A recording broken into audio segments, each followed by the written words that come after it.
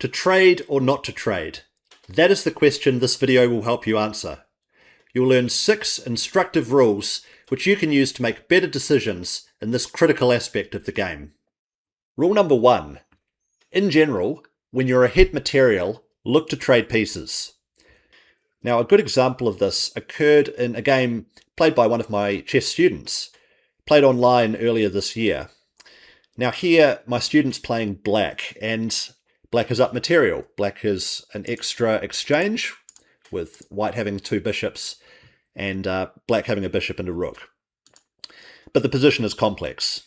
There's a lot going on here. Let's take a look. So the rook is attacking the light squared bishop for a start, but white also has some play. There's some pressure against the e7 pawn, and white has also got this passed h pawn, and white looked to push that h pawn by playing h6. So what should black do now? Well, a couple of moves that black should definitely not do is take the hanging bishop, because in that case the h pawn becomes too scary and black really has to go with the king to stop it from promoting into a queen. But then black's lost enough defense over the e7 pawn, and white is actually going to be able to force a draw by repetition here. Black's king can't escape all the checks. The other move that black shouldn't play is to take the pawn, because in that case, once again, the e7 pawn is now short of a defender, and white has at least a draw here, if not more. Very scary for black to allow this. So after the pawn advances to h6, what should black do? Well, the title of this rule provides the clue. What black should do is try and trade queens. Black's king is in some king safety trouble, so with the move queen to b6, you offer the queen trade and try and neutralize white's threats. So if the queens are traded, then I think it's just trivial for black to win this. This bishop is actually trapped, so you're going to win even more material, and you can pick up this pawn at will. Whereas if the white queen avoids the trade, let's say queen to d7, well, you can offer the trade again, and eventually I think the white queen is going to have to admit that it's not going to be able to keep creating threats. Maybe it takes on a7, but, well, now you could even take here with check.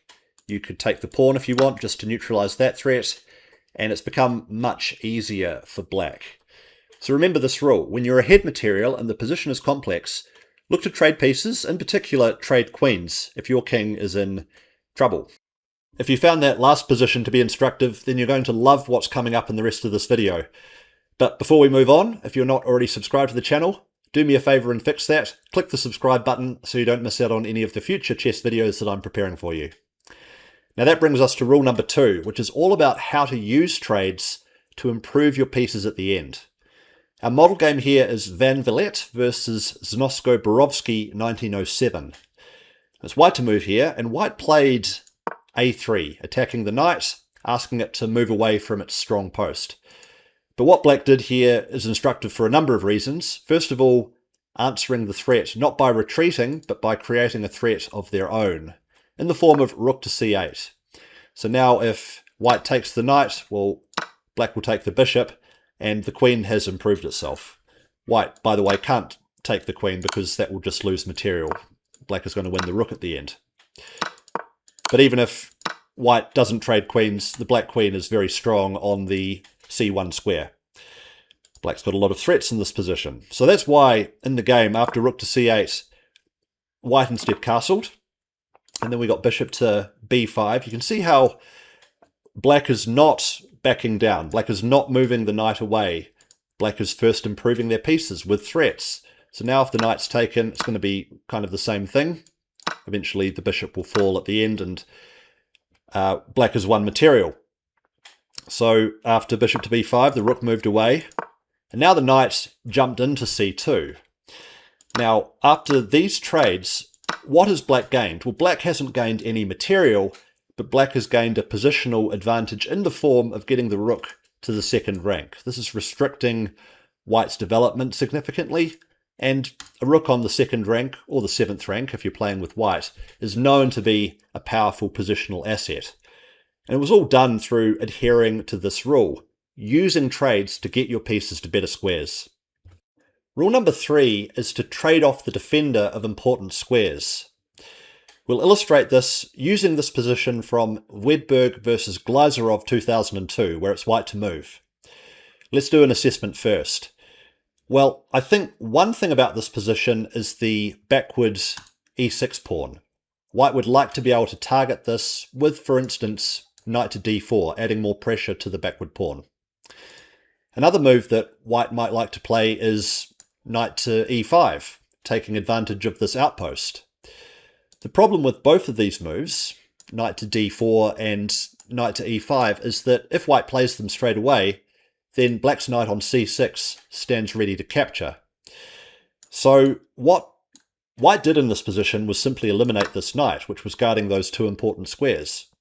And now the knight can access d4 or e5. Let's see a few more moves of the game and see how this transpired. So black took back with the rook, and then knight to d4 came, a move which wasn't as powerful before when the black knight was still on c6. So black moved the rook out of the way, and as we cycle through a few more moves, what we'll see is that even though white allowed the backward pawn to be traded off, the resulting position saw black with an isolated pawn on d5. Now, eventually, white was able to add more pressure to this isolated pawn and win it. And white went on to win in an endgame. You can check out the rest of the game yourself if you like, but the most important thing is the original position, where white had a plan. White wanted to get their knight into either d4 or e5, and to make that plan possible, had to eliminate the defender of the important squares. Now, if you're enjoying my teaching style and you want to improve your own positional play, just to let you know that I help ambitious adults at the below 2000 ELO level improve their results in chess. In fact, positions like this are exactly the kind of thing that I share with my students to boost their results. So if that sounds like you, if you're wanting to improve your game, then click the link in the description below. We can set up a time to chat and I can tell you all about the Road to 2000 Chess Improvement Program and see if that's a good fit for you and your chess goals. Rule number 4 is all about understanding the correct trades in a good knight versus bad bishop endgame. Our model game to illustrate this is Averbach versus Lilienthal 1949, where it's white to move. So last move, black just played d5, and now white's got a decision to make, exactly the kind of decision that you might need to make in a game of your own.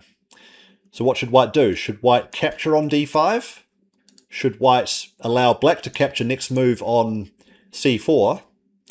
Or should white avoid the trade by playing c5? Well, I think strong chess players will very quickly come to the conclusion that white should avoid the trade by playing c5. Now, why is that? Well, if we look at black's bishop, it's what we call a bad bishop because it's got so many of its own pawns on the same color as the bishop. It's a light squared bishop, and all of black's pawns are on light squares, which restricts the bishop's freedom of movement.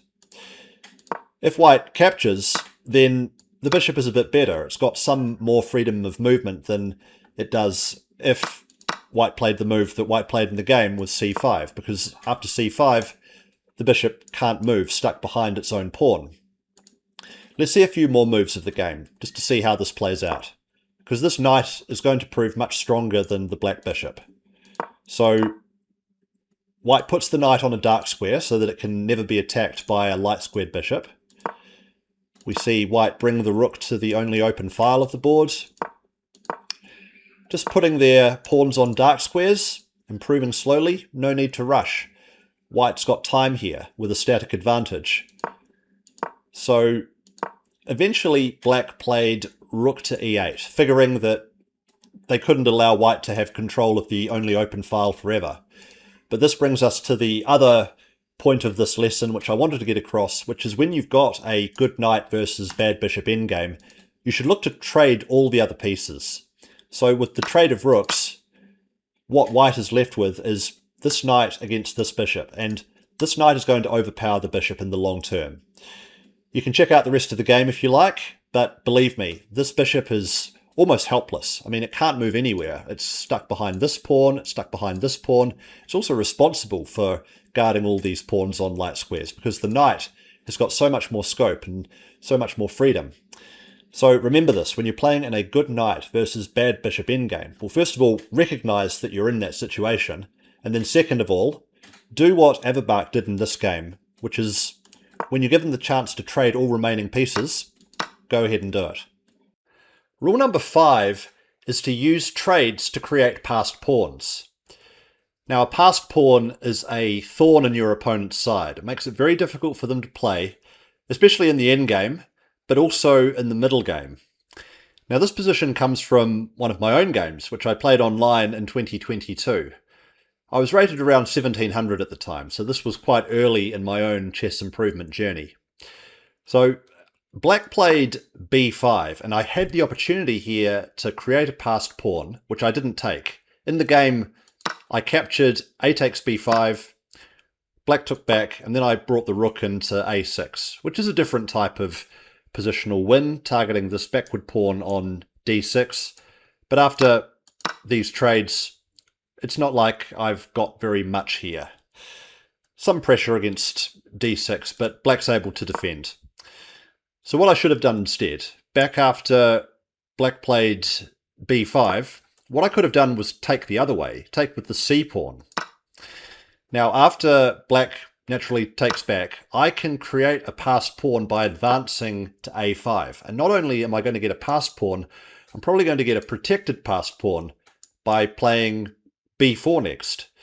And this is going to be very difficult for Black to play. Always in the long term, Black is going to fear an endgame, because in an endgame, I'll have a passed pawn, or a protected passed pawn even, on the edge of the board, which is going to always be something that Black would need to keep an eye on.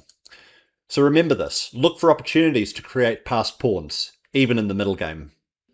Rule number 6 is that the decision to trade into a pure king and pawn endgame is a very important one. When it gets down to just the kings and the pawns, the position becomes very concrete. Now we're going to illustrate this with a position from near the end of the game, Lombardi versus Fischer, 1960. So Fischer, with the black pieces, has a material advantage here, having 2 rooks for a rook and a minor piece. But this minor piece of white's, this bishop, is doing a great job of holding up Black's ability to make progress. It's guarding all of the weak pawns, including the pawn on e5. So I think Fischer's decision to capture the bishop makes a lot of sense, because otherwise how is Black going to make progress? And Black is able to win the pawn on e5. So now material is equal, but it's this moment here which I wanted to focus on. Should Black trade rooks or not? Your decision here could end up causing you to win the game, or potentially allowing white to escape with a draw. Well, it's correct to trade rooks here. Now, why is that? Well, once you trade rooks, what happens is that Black is able to create an outside passed pawn through eventually playing b6 and then a5. So it's partly down to calculation, but also partly down to recognizing the type of endgame that you've got. And Fischer would have seen all of this when he decided to capture the bishop a few moves ago. Let's see how the game continued, because the black king gets into an ideal position, and then eventually we see this plan. b6, and then pretty soon a5. So after white captures, this passed a pawn is going to deflect the white king away, otherwise the pawn will just promote.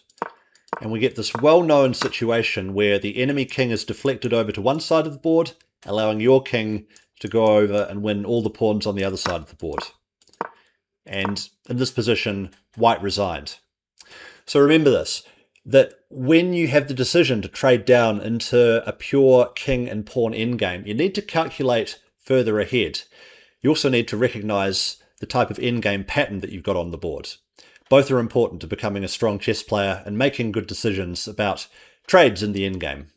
Speaking of the endgame, now that you've learned how to make better decisions with trading pieces and reach more favourable endgames, you should check out this video next on endgame patterns. In it, I share the most important endgame patterns that I discovered on my own journey to 2000 Rapid on chess.com. So check it out, I'm sure it'll improve your results.